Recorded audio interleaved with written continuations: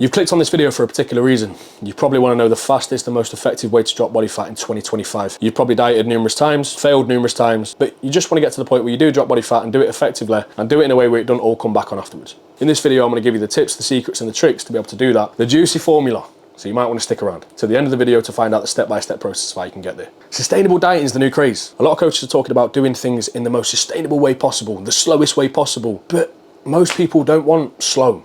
Most people want results, and they want results now. That's why 6, 8 and 10 and 12 week programs or plans online do so well. That's what most people look for. That's what most people opt into. They don't want slow. They want to be in and they want to be out, but they want to maintain the results. But that's what most people struggle with. It's not the locking in. It's not the dieting.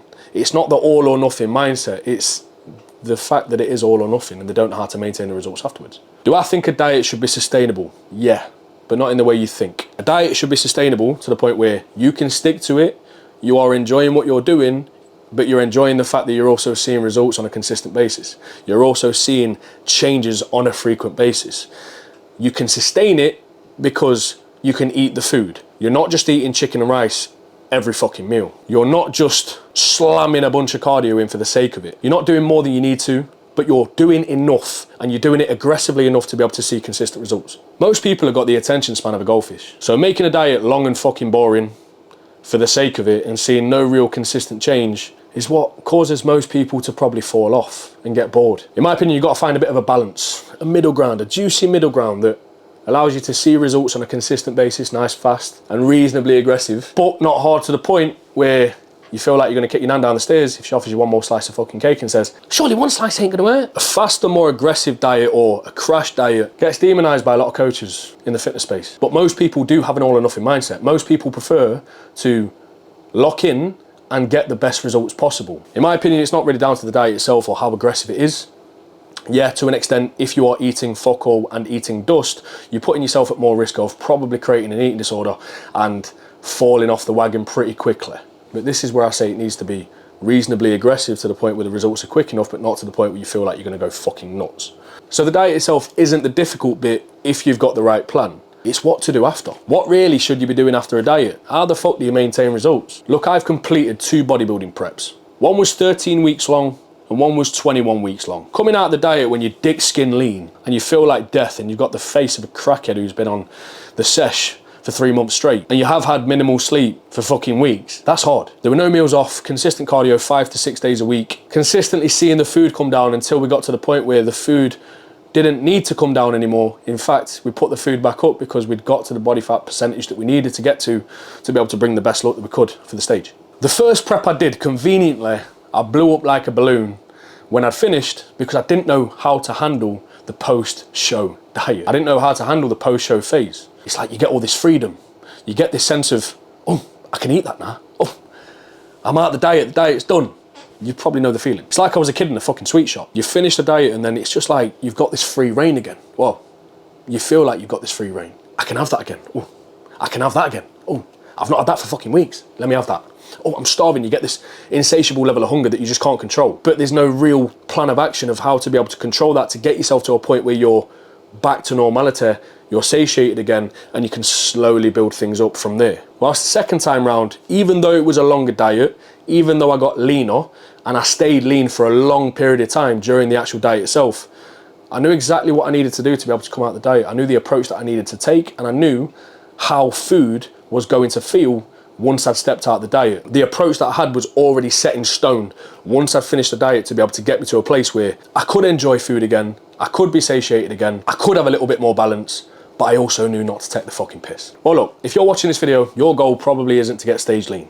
Your goal is to probably drop some body fat, maybe drop 5, 8, 10, 12, 15 kilos and do it in the fastest way possible and feel fucking good with or without your top on. So you're not gonna feel this insatiable level of hunger like I would have post-show, where you are extremely lean, hormonally all over the fucking shop, and your appetite signaling doesn't even know what day it is. You can never get full. You can only get to the point where you're full and sick. You're probably not gonna be there. You're probably just gonna be in a position where you are hungry, but the freedoms come back into play. There's other foods that you know that you've really wanted for a little while, and you just don't know how to control yourself. There's no tracking going on. There is no plan of action. The diet's done. So it's time to just do whatever, right? No. Now there's a caveat to this. If you do have a pre-existing eating disorder, then this approach definitely is not going to be for you. It's a little bit more rigid. There is going to be more tracking. The calories are probably going to go a little bit lower. And yeah, just please don't do this approach, or don't follow this approach, or don't even watch this video if you do have an eating disorder, because it's just not the right approach for you. Effort and results. Here we've got to talk about effort, sacrifice, and more sacrifice equals better results. And better results equals that you're happier throughout the process because you're actually seeing a change through the work that you're putting in. Most people, from what I've learned, from the years of experience that I've worked with numerous people online, they're better off with an all or nothing approach to their goals. Making a few more sacrifices, having a little bit less balance. Nothing easy ever comes with loads of balance. If you've got loads of balance, you are going to see less results, and you are going to get frustrated, and you are going to get to the point where you want to throw in the towel. Big things require big changes to your lifestyle. Big adjustments to your physique require big changes to your lifestyle, which is going to feel like a sacrifice.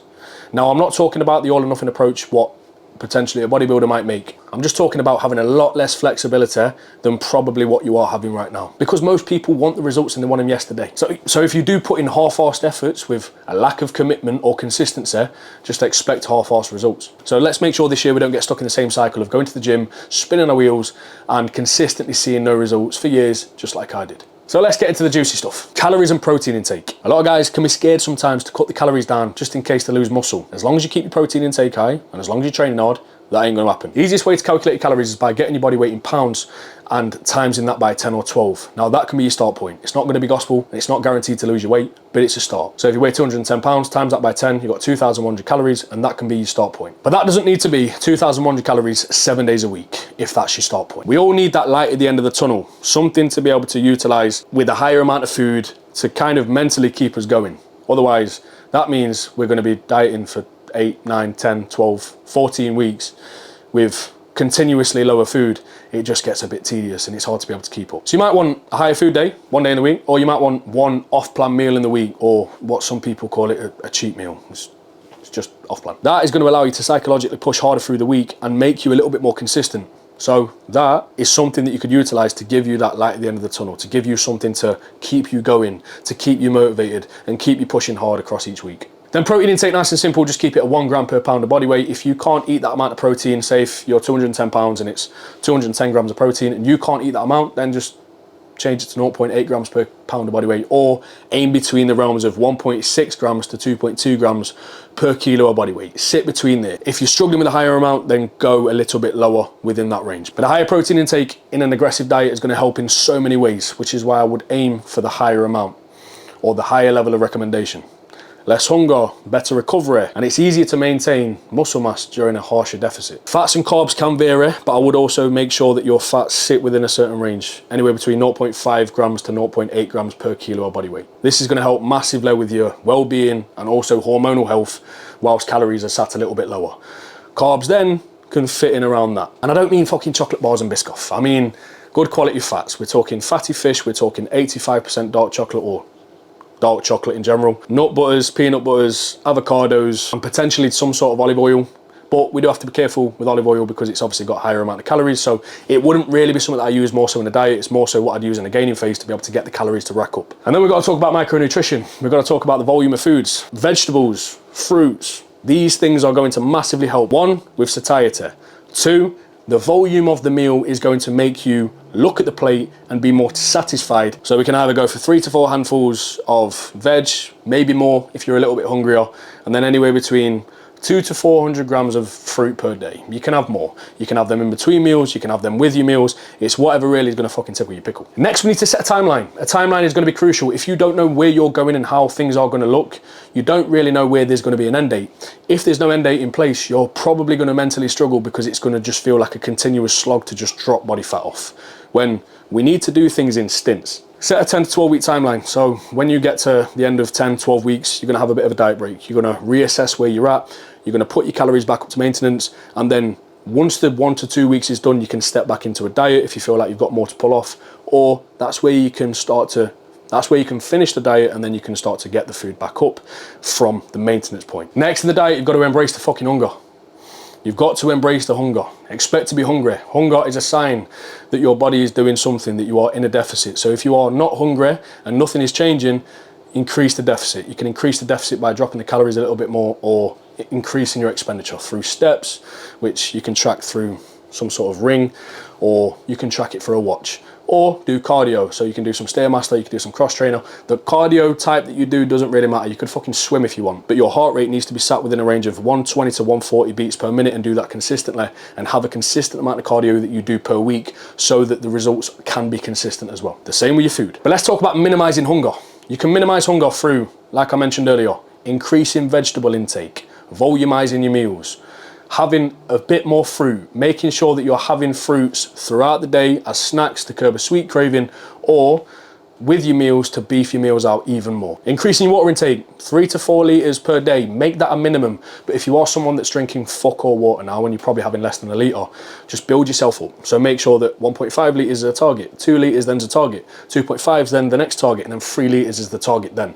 But I can promise you, when you are hungrier, you are going to embrace and enjoy your water a lot more than what you are if you're pretty much eating whatever the fuck you want. So water intake is going to be a massive thing. More meals. Now, I'm not talking about 7 or 8 meals in the day. I'm talking about anywhere between 4 or 5. 4 or 5 meals. Not every meal needs to be some fancy Gordon Ramsay fucking Michelin star restaurant meal. It just needs to be something that's going to fill you up and that's going to be satiating whilst fitting within your calories. So we need to have more meals in the day if we're getting to the point where 3 is not enough. Why is there benefit in that? More protein servings across the day, spiking muscle protein synthesis more across the day, easier ability to be able to have more protein in the day. Because if you're having a massive amount of protein in 3 meals rather than 5, your digestive system's probably going to struggle. So yes, from a muscle retention standpoint, it's about the total amount of protein. It's not necessarily about splitting it up across the day, but it will massively help with how full you feel and your satiety across the day. Fasting. Fasting isn't fucking rocket science, and it also isn't the secret, but it does help. Some people think that fasting is the fucking secret and the holy grail of dieting, and it's going to put you in a fat burning state. No, all it does, it shortens the windows for you to get a certain amount of calories in. That's it. Nothing fancy to it. So push your first meal back later in the day, and that's going to massively help with having a shorter window to eat your food and feeling more satiated towards the back end of the day. But if you are someone that really wants something to have in the morning, have something in the morning, but have something like maybe something protein fat based rather than having your carbs, because you generally aren't going to be as hungry if you have something that's protein fat based rather than having carbs, something fast digesting in the morning. That's really where people's hunger gets spiked. So if you can fast till later on in the day. If you do want a meal earlier on in the day, then have something that's protein and fat based, because like I said, that's going to massively help with making sure that you don't feel as hungry. Next is going to be sugar-free drinks. Now, I know what someone is going to say in the comments, someone that doesn't appreciate sugar-free drinks, or someone that just, I don't know, someone that just is fucking morbid. Sugar-free drinks are fine. Someone's going to say, aspartame causes cancer. No, you have to drink a copious amount of fucking sugar-free drinks for that to happen, or for that to be even considered a problem. It's also not bad for you. People do more bad things on a weekend, whether that be, you know, or whether that be the booze. People do a lot more worse shit on a weekend than what fucking sugar-free drinks is. But if you do consume more of them, you do drink more of them, it can upset your stomach a little bit. So it's just making sure that you don't take the piss. It's like anything. Too much of anything is going to be bad for you. Too much water is bad for you. Too many calories is bad for you. Too much of a sugar-free drink is bad for you. Too much fucking sugar gum. No. Chewing gum.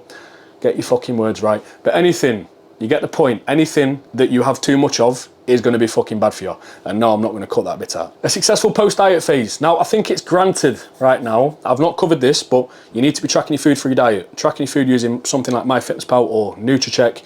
Something to track your calories is going to be fucking essential. So, didn't cover that, but that's going to be a non-negotiable. Next, the juicy bit, the thing that people struggle with the most.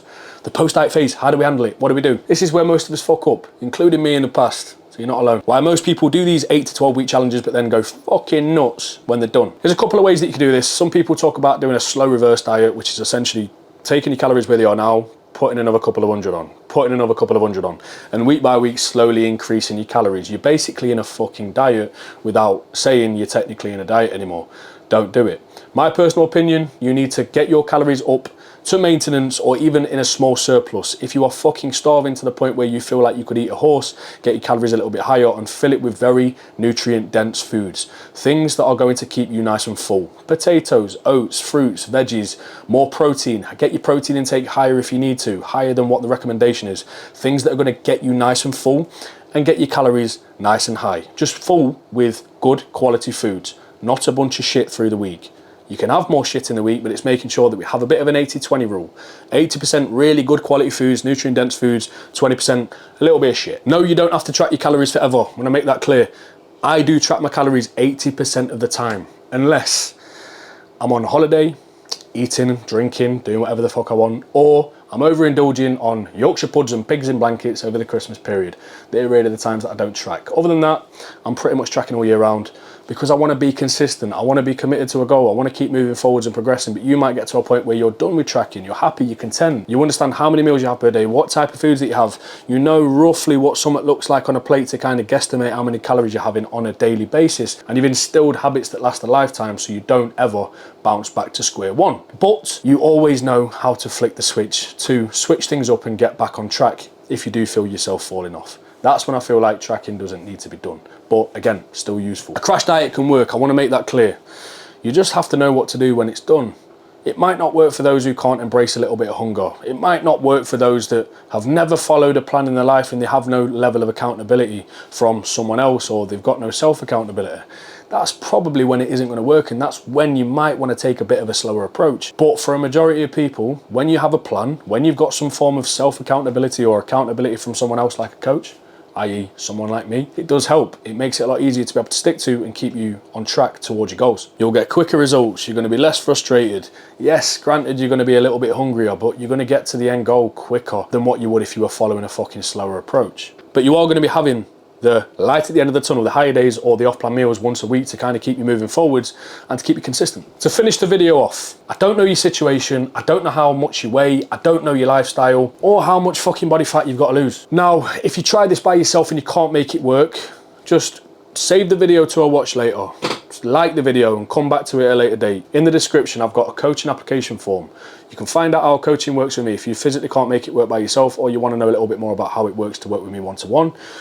Check the link in the bio, fill out the form and I'll be in touch, and then we can see if we'd be a good fit to work together. But if you want to give it a go yourself, you want to try it by yourself, follow these steps and make it work. It's possible to make it work by yourself, you just need to have the commitment and consistency, and you need to be able to hold yourself to a higher standard and be accountable to yourself, and not fucking throw in the towel when it gets a bit hard. Something I'm good at is making sure that you don't fucking throw in the towel and keep you consistent. But if you did find this video useful, then make sure you do us one favour, just one favour, subscribe to the channel. I have 370 subscribers right now and I'm trying to build this channel and take it to the moon. See where we can take the channel. More educational videos like this, more personal experience videos to show you my experience as a whole, as a trainer, as a coach, as someone that's competed in a bodybuilding show, that's done the harshest of diets, that's also bulked up, that's been skinner. I will go through my personal experiences in other videos. Just make sure you subscribe to the channel and come back to future videos. And yeah, I'll catch you in the next one. Appreciate you for watching.